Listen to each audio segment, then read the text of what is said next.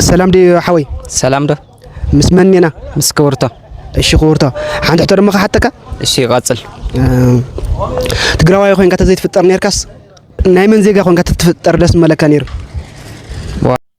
وا تقراوا تزي خون نير دا ناي سنغافور راحين كاتمنه بونت بقى سنغافور بطعمي كاز فوتوان كاز مني انا عدي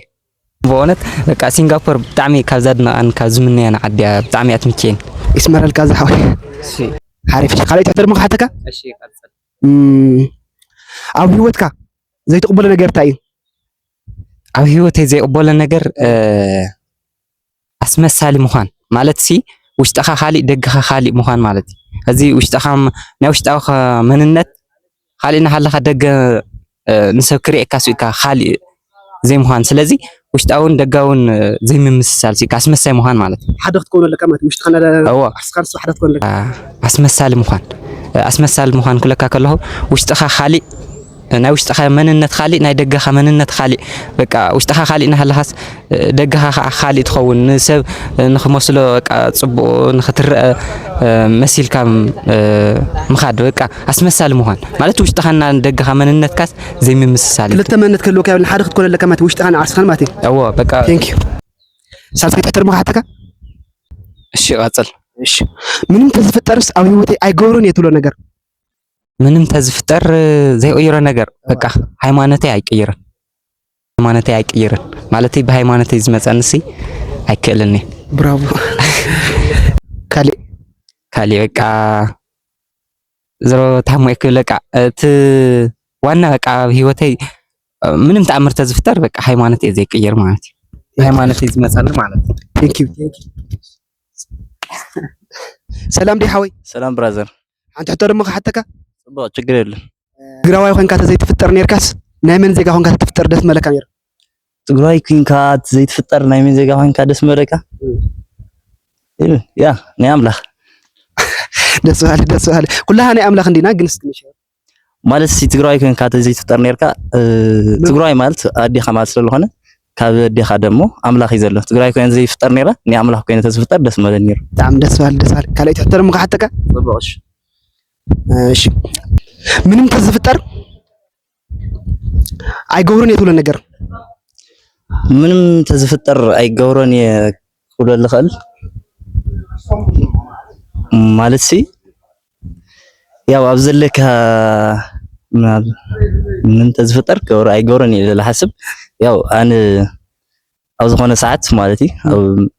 በተዘለና ሕልሚ ሓደ ሃገር መራሓ ኮይነ ወይ ናይ ሓደ ሃገር አምባሳደር ኮይነ ያው ዘለኒ ናይ ሃገራውነት አሕሊፈን ካሊ ሃገር ከብ በፍጹም ገብረ ኢለ ሓሲበለ ይፈልጥ ስመረልካ ግን ክትኮን ተሓሰበልካ ኢኻ ያ ፊቸር ኤክስፔክቴሽን ያካሽ ሳልሰይ ተሓተካሽ እሺ ኣብ ህይወትካ ዘይተቀበለ ነገር ንዓኻ እንታይ እዩ ኣብ ህይወተይ ዘይቀበለ ነገር ያው ሰይትኻ ምስ ዋርድያ ደቂሳ ምጽናሕ ምሳፍታም ተዝኾን ክትቀበለ ማለት ዲ ያው ምሳፍታም ተዝኸውን ሜቢ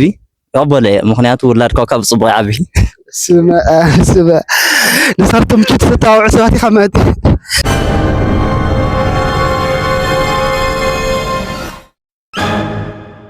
ካት ሰላም ዲ ሓወይ ሰላም ሕተርም ከሐተካ እሺ ደስ ይለኒ እሺ ትግራዋይ ኮንካ ዘይትፍጠር ነርካስ ናይ መን ዜጋ ኮንካ ትፍጠር ነርካ ደስ መለካ ነር ናይ ሰሜን ኮርያ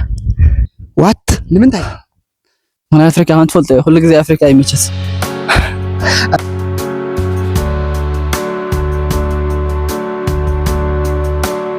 جلس دلي زائروني نكسب كان أفريقيا مقلواتي يس تايدم علامة أفريقيا بعد ما علتي دفن قبل أقل الدلي راجك أنا يتحسب لاني خبرازر يا وجدني محسايد اللي واقع خاسي أقول تاع 9 تاريخها نزلنا نقرات تزيد لي يمرض ካለይ ተሕተርም ከሐተካ እሺ ኣብ ውሽጥኻ ዘይተቀበለ ነገር እንታይ እዩ ዘይተቀበለ ነገር ኢትዮጵያ ዝብል ነገር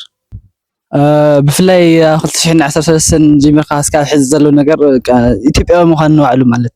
ብጣዕሚ መፅለይ ጭቅጭቅ ኮይናት በቃ ዓርስ በዓርስ ከም ምብላዕ ብጣዕሚ ዋና ነው ይቀበለኒ ነሳልሰይ ትሕቶ ከሐተካ እሺ ምንም ተዝፍጠርስ ኣብ ህይወተይ ኣይገብሮን የትብሎ ነገር እንታይ ጫት መቅሓም ስጋራ ሜቢ ቺት ምግባር በፍጽም ራሽ መቼም ኤለ ያቆም ነገራት ይጥቀም ነገራት ተጽልል ዛርኪ አባቋን ካኔር ቴንክ ዩ ሰላም ዲ ሓወይ ሰላም ሕተ ደሞ ካሓተካ እሺ ደስ ይለን እሺ ትግራዋይ ኮንካ ዘይትፍጠር ነርካስ ናይ መን ዜጋ ኮንካ ትፍጠር ነርካ ደስ መለካ ነር ላትቪያ አት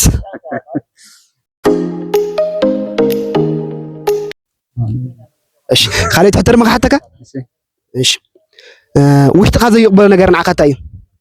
ውሽጠይ ዘይቅበሎ ነገር በቃ ናይ ጂኦግራፊ ነገር ማለት እሺ እሺ ምድርስ ዘውርያ ገለ ዝርወ ነገር ክሳብ ሕዚ ተቀባይ ቅበልን ተቀጻሊ እውን ያቅበልን ኣይተቅበልን ወራ በቃ እሺ ሳልፈት ሕተ ካሓተካ እሺ ምንም ተዝኸውን ምንም ተዝፍጠርስ ኣነ ክኾነ ዘይክእል ትብሎ ነገር እንታይ እዩ ምንም ተዝኸውንስ ኣነ ክኾነ ዘይኽእል